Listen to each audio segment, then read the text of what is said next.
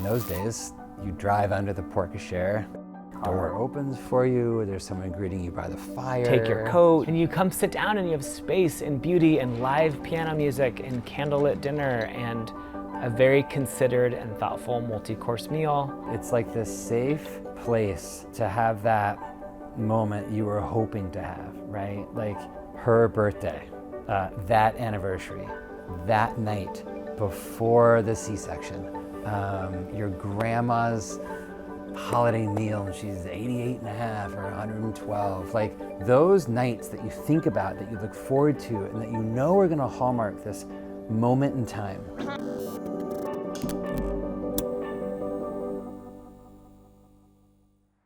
I think about being a kid in this room where we used to have all of our staff meetings when the staff was small enough to fit in this room, and just like listening in and eating, you know, tidbits of leftover teriyaki for family meal and just thinking like, whoa.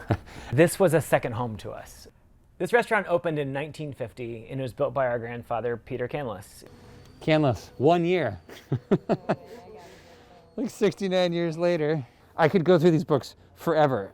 On every page you see these families that built Seattle. Literally, here are the Nordstroms, the Newells. On March 5th, 1955, they did 215 people in the dining room. We still can't pull that off. We inherited this. We inherited the opportunity to purchase this. Yes. Which is a remarkable privilege. From our parents who did that same thing from their parents. We're actually fourth generation restaurateurs. We had to figure out, are we gonna run our parents' restaurant that was a beloved institution in this town? Or are we gonna make it our own and try to evolve it? And as you're driving into the future, you know, the windshield is this big and the rearview mirror is this big, and we think that's about the right ratio. And I think a lot of Seattle wanted us to have a much larger rearview mirror. And living in the tension is a really tricky thing to do, right? It's hard now. It's very easy to get pulled in one direction or to get pulled in another direction. It's very easy to go to the extremes. It's really hard to live in the tension of yesterday and tomorrow. Great dining lies ahead of us in ways that maybe we could not have gotten to without this really hard season we've been through. We saw the writing on the wall. We had friends in China. We had who dined in a who owned restaurants. Yeah. Who said, "Get ready. Yeah, this is no joke. This is coming like the for real you." deal. And when the first cases showed up in Kirkland, there was this realization of, you know, Seattle is the next Wuhan. It's here first.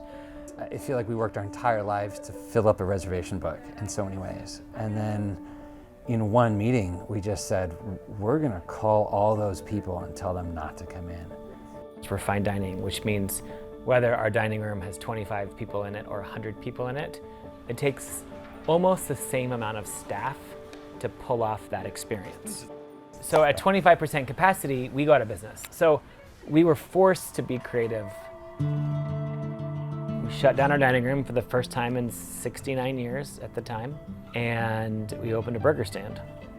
You just have a go. You just try, and if it doesn't work, well then you die trying, but you don't give up. Like, you don't give up. And some of the ideas worked, some of them didn't. The bagel shed was awesome, but that didn't work either. Delivering dinners was a huge hit, and we started doing, at one point, 1,000 dinners a night, right? We had this piano live stream every night, and then we did this stupid / awesome bingo show. That turned into the drive-in theater, CSA delivery service, followed by the Crab Shack. We just got like 7 tons of sand and like stuck a boat on it. Followed by Canlis Community College, and now the Canlis Yurt Village. No, it hasn't been profitable, but it's been awesome. Welcome, I'm Brian Canlis. We ask that you wear your masks anytime you're not in your yurt. The servers will do their best to like limit interaction and not like get all in your business. We love you, it's nothing against you, but you're not gonna get the full like hardcore service experience. But you'll get our hardcore hearts the whole time, I promise. How do we do these things that are so different? That's not different at all.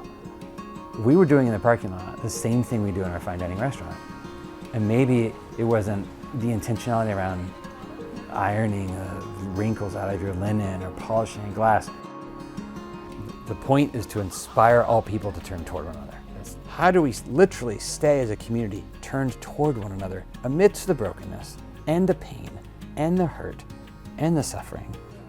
Specifically in the restaurant business, I think our industry has so much to gain and to learn from this stripping away, this sort of devastating season. And we are looking forward to pouring the same amount of energy we just did into 11 crazy ideas into one 70-year-old restaurant. I would hate to waste this moment. I would hate to try to go back to normal as if normal was perfect and without its flaws and its broken parts. It wasn't perfect before we shut this thing down, and now we have this opportunity to build it back. I hope that COVID is going to be a reset for dining in this entire country back towards that, away from, like, we've all missed being around the table together. I long for our full dining room of people laughing and drinking and talking. That's what matters, not some perfect tweezer food scallop. Wow, to the 6 of us dining in a yurt in a pandemic. Food is the universal invitation. It is the ultimate common ground. I don't care who you are on this planet. And so that lights us up.